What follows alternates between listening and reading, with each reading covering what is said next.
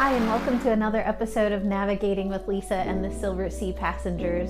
This is an update to the dress code episode released because Silversea has since updated the dress code. So this is the new dress code, Navigating with Lisa.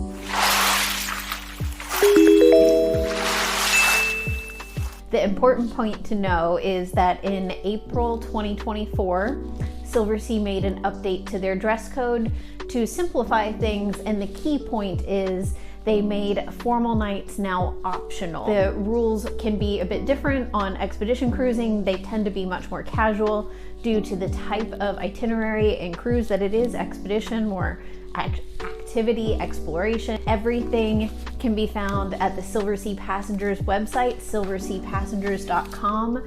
Packing lists, everything you could possibly need are there. So please do go check that out. It is an amazing reference tool. So down to the dress codes. There used to be 3 different types of dress code. Now there are just 2, which is great.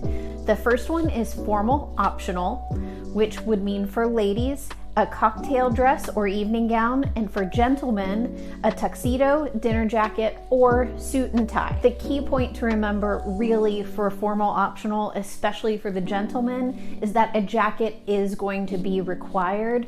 For elegant casual nights, ladies, your attire is going to be a dress, a skirt, pants, and a top. Gentlemen, it's slacks and a shirt with a collar. A jacket is completely optional.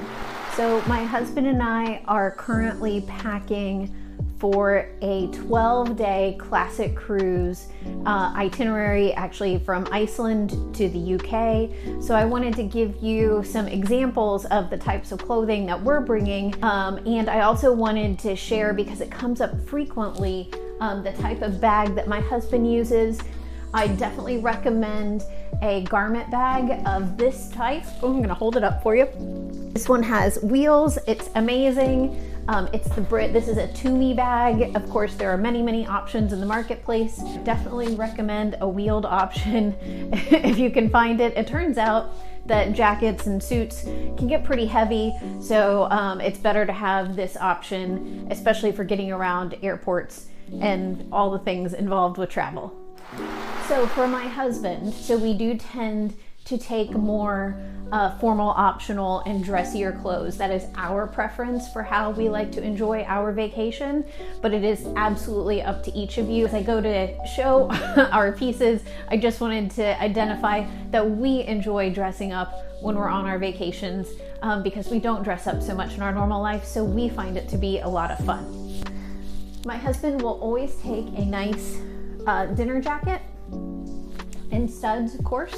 And then he also likes to take a tuxedo. For his elegant casual dressing, he will do some version of all of these. Shorts with jackets, slacks. He's gonna take just these 2 regular suit jackets. He will mix and match accordingly. He will not wear a jacket every night. That is elegant casual, but he does try to take a brown option, a black option, coordinating slacks and shirts so that he can mix and match, so he's not wearing the same thing every night.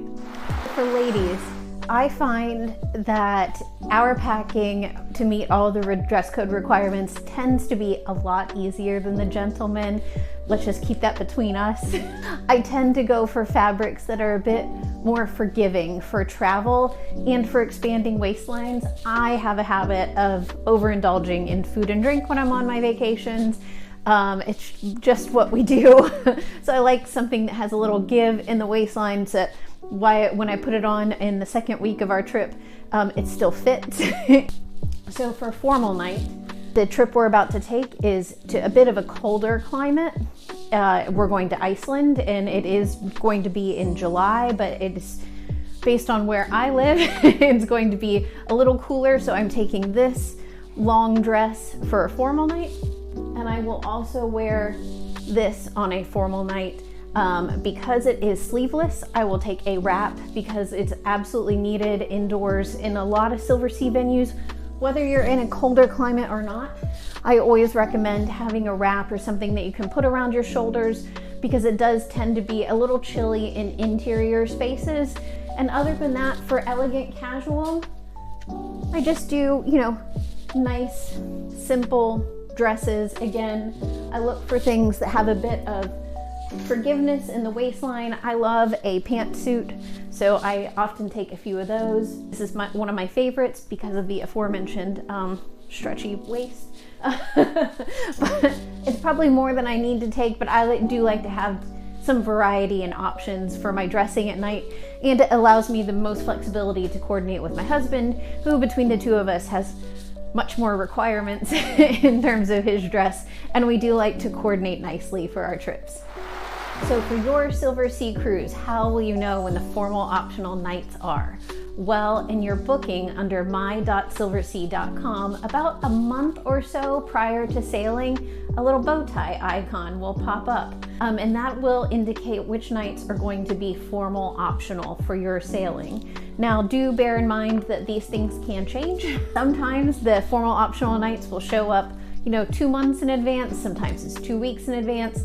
It's not always wholly consistent, but that little bow tie icon will show up. If your cruise is 7 days or less, the shortest itineraries for Silversea are 7 days, but 7 days or less, you're going to have 0 formal optional nights. So if you're doing just a week trip in the Caribbean or Alaska, formal optional is not even something that you're going to have to worry with. You can, of course, dress up if you just want to and you're so inspired. For itineraries that are 8 to 12 days, you're going to have 1 formal optional night. If you're 13 to 14 days, you're either going to have 1 or 2. It can vary. And then if you're 15 to 21 days, you're going to have 2 definite formal optional nights. When you get up to 3 weeks, you potentially will have 3 formal optional nights, and then it goes from there. Approximately 1 formal optional night a week once you hit in 8 days of your itineraries. So just a few other dress code points for you.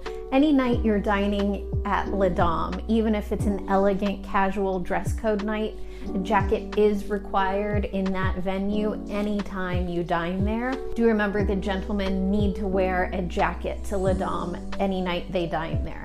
The Grill, Hot Rocks, Spaccanapoli, those are going to be your dining venues of choice. Now, if you do want to go indoors for a cocktail or something after on a formal optional night, the formal optional dress code does apply. One of the great features of on board the new Silver Nova and Silver Ray is that there are some awesome outdoor bar venues as well, so that if you just want to forego formal night entirely, you can absolutely just go to the Dusk Bar and have a lovely outdoor cocktail. Hopefully the weather conditions are great for that. So again, you'll know about the dress codes in advance of your sailing so that you can plan accordingly. It will show up on your my.silversea.com with the bow tie icon. There is some variability of when that happens. Outdoor dining venues are always going to be the elegant casual attire, so that is always available for you. And again, if you just want to dress up, it is your holiday. Make of it what you want. Dress up if you want to. Plenty of people do it, and it's always fun. If you have any sort of medical condition or some other limitation that just would really prevent you from participating in the formal optional night, but you still want to dine in an indoor venue, just speak to the restaurant maitre d' or the hotel director on board. They will certainly make accommodations for you, so you do not need to stress about that. Another point about dress code that comes up often is that this is the Silversea dress code. Whether potentially you love it or would change it or don't want to have it at all, it's totally understandable. We all have our own perspectives on these things, but it is the dress code of the cruise line. I so enjoy just having a cocktail at night and admiring all the sparkly outfits and the amazing shoes. I love a good shoe. I have some shoes that have only been worn on board Silversea ships, and because they're so special to me, and I just wouldn't want to walk on the asphalt with them or on the pavement. Other things related to dress code that come up frequently are daytime attire. This is really just tied into what you're doing during the day. If you're off on an excursion and you're busy, jeans, shorts, flip-flops, sandals, they're all perfectly welcome. Hats and caps as needed based on the weather conditions. All of that is perfectly standard and normal. The dress codes I have been describing, the formal, optional, and elegant casual, only start taking place at 6 p.m. in the indoor venues on the ship. Questions about jeans often come up in the evening, especially in regards to ladies' attire, because there can be some very elegant pairs of jeans, especially ones that aren't in like a blue denim but are in a different color, or a white jean. This is just going to be, individual discretion and choice.